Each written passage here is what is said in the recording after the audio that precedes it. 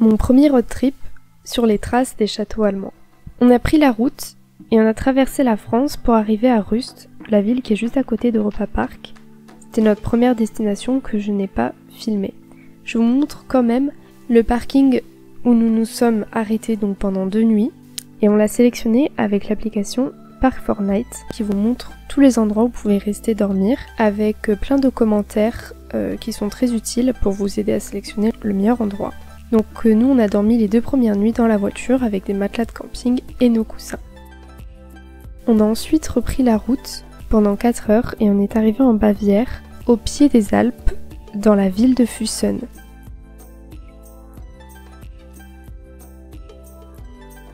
J'ai tout de suite beaucoup aimé le charme de la ville et son calme. Le premier jour, donc le jour de notre arrivée, nous n'avions pas de visite prévue, donc nous avons visité la ville et nous sommes allés visiter le château de Füssen, l'ancien château de Füssen, ce qui nous a permis d'avoir cette vue magnifique sur la ville et sur le lac Forggensee que l'on voit au loin.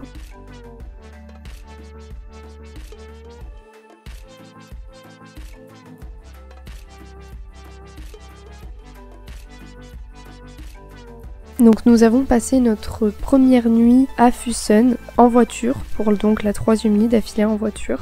Du coup ça c'est le 2e endroit pour la nuit. Sauf qu'on a... genre la ville elle est juste là. On a même pas 3 minutes en voiture de la ville. Du coup il y a beaucoup plus de passages. On sait que demain à 7 h on est debout. Le lendemain matin, on est allé déjeuner au bord du lac Forggensee et on a eu la chance de pouvoir admirer au loin le château Neuschwanstein en blanc et le château Hohenschwangau. J'espère que je les prononce bien. Donc nous nous sommes baladés autour du lac et à midi nous avons mangé dans un petit restaurant au bord du lac et l'après-midi nous avions notre première visite planifiée au château Hohenschwangau. Donc ce château a été construit de 1832 à 1836 par le prince héritier Maximilien de Bavière. Pour cette visite on avait acheté les billets sur internet plusieurs mois en avance et donc le prix de la visite était de 21 € par adulte parce qu'il n'y avait pas de réduction pour étudiants.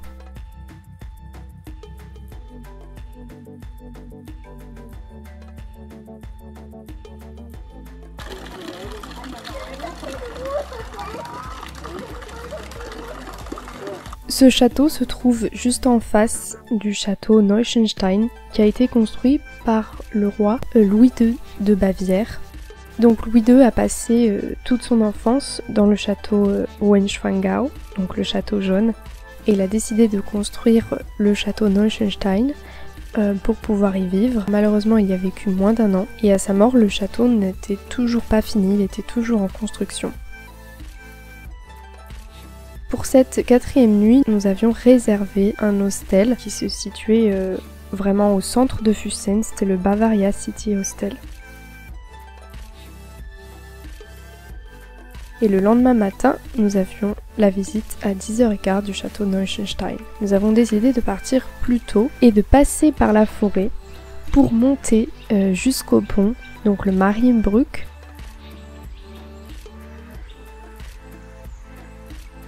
qui en fait offre une vue magnifique sur le château.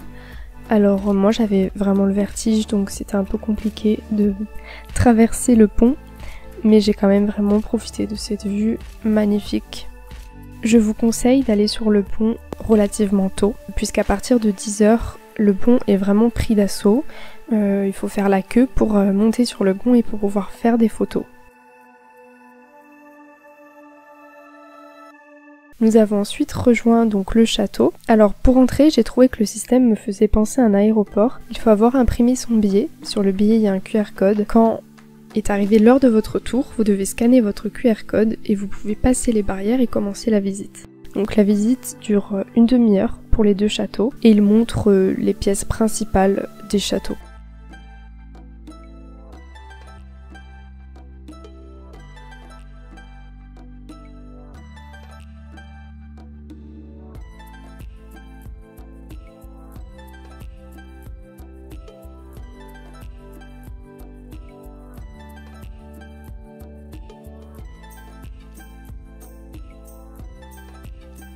Donc l'après-midi, nous avons continué avec la visite donc des Lechfall. Donc ce sont des cascades artificielles à Fussen.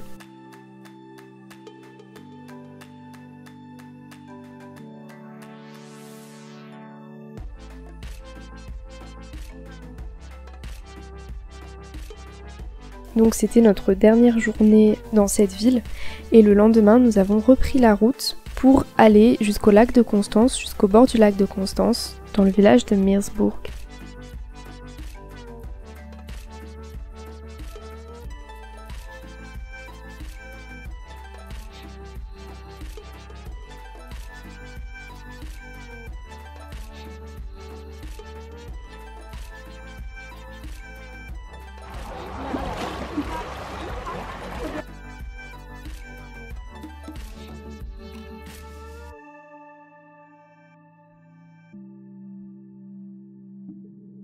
Donc on a pris le ferry pour rejoindre l'île aux fleurs.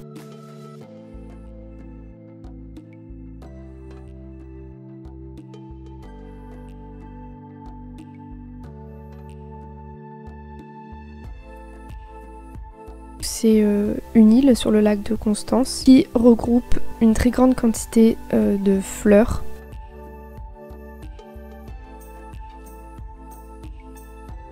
Donc c'était vraiment magnifique de voir toutes ces fleurs et d'être entouré à chaque fois par le lac qui nous offrait une très très belle vue.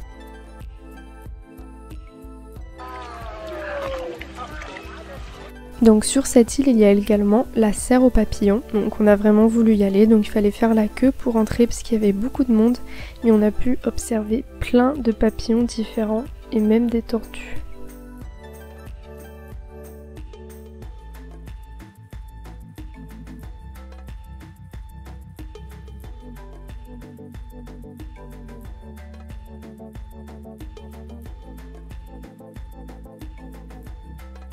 Le lendemain matin, avant notre départ, on a pu prendre un très bon petit-déj à notre hôtel.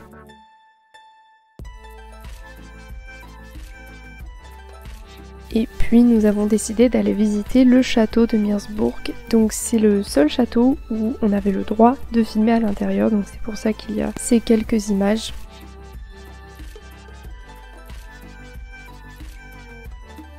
Donc c'est un château médiéval et la visite nous permet de pouvoir découvrir presque toutes les pièces du château. Puis la visite est libre, donc on était vraiment tranquille, on a pu prendre tout notre temps pour bien visiter et découvrir les secrets du château.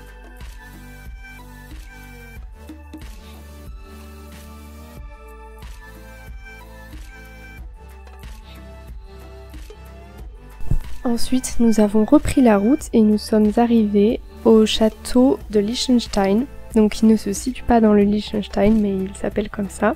Donc on peut le visiter uniquement avec une visite guidée qui dure une demi-heure et le guide fait la visite en allemand. Du coup on avait un petit prospectus en français pour pouvoir avoir quelques explications quand même.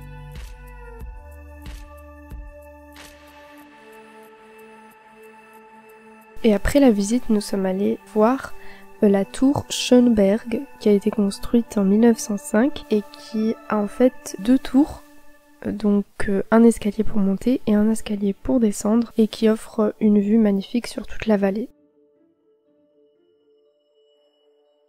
Le lendemain, nous sommes arrivés à notre dernière destination, donc nous sommes allés à Koblenz.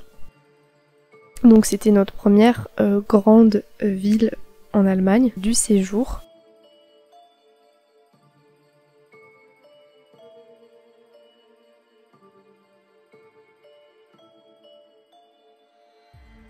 Donc on était assez fatigués après tous ces jours de voyage qui s'accumulent, donc on a pris un peu l'option plus facile pour visiter la ville. On a décidé de prendre le téléphérique qui permettait d'avoir une superbe vue sur toute la ville.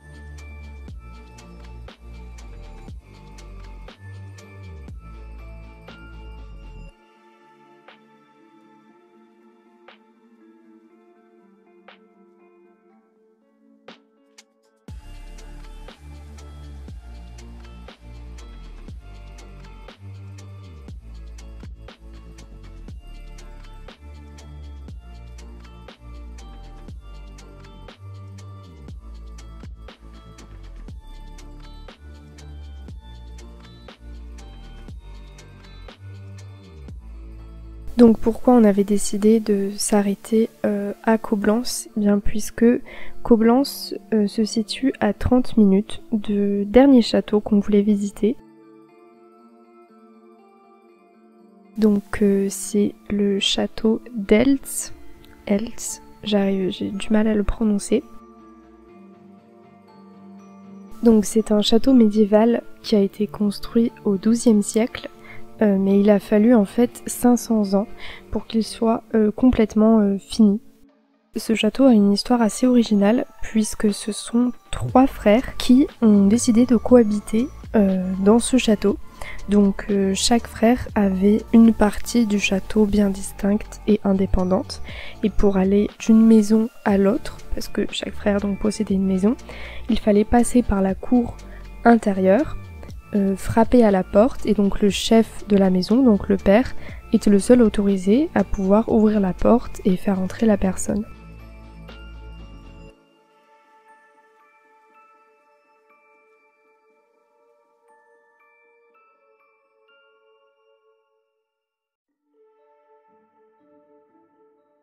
Cette fois-ci, nous avons pu donc avoir une visite guidée en anglais.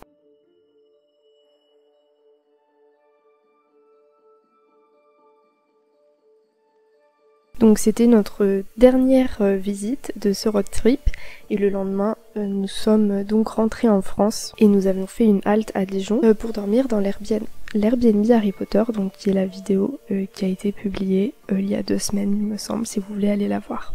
Donc j'espère que ce petit aperçu de ce road trip vous a plu, et on se retrouve bientôt pour une nouvelle vidéo.